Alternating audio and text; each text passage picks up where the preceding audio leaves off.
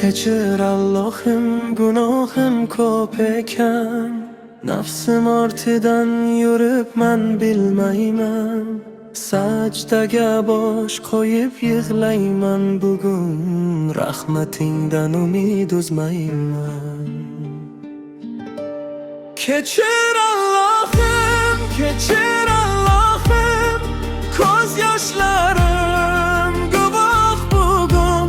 Qalbim yarali, ruhim parishon. Senga qaytdim, qabul etgin. Dunyo deb ko'p bor adashib ketdim. Haqiqat yo'lidan uzoqlashibman. Har bir xatomni eslasam kecham, vicdonim ichida yonibman. Kechir Allohim, kechir Allohim, ko'z yoshlarim guvoh bugun. Qalbim yarali, ruhim parishon. Senga qaytdim, qabul etgin.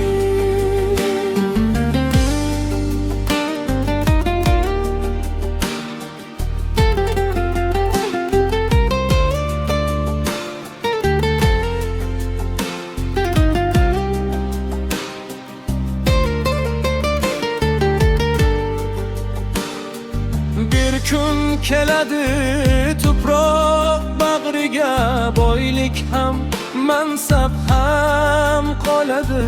Faqat amallar hamroh bo'lar ekan. Bandan bunga kech anglab ber. So'nggi nafasim iymon bilan bo'lsin. Dilimda kalima jaranglasin.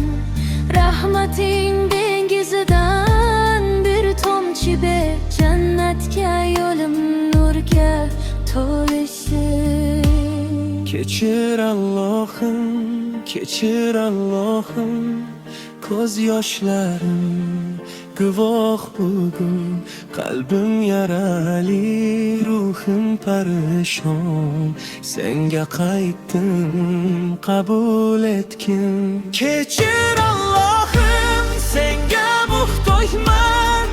Rahmatingsiz bir lahza yasholmam. Gunohkor banda eshigingdaman. Kechir Allohim, kechir Allohim.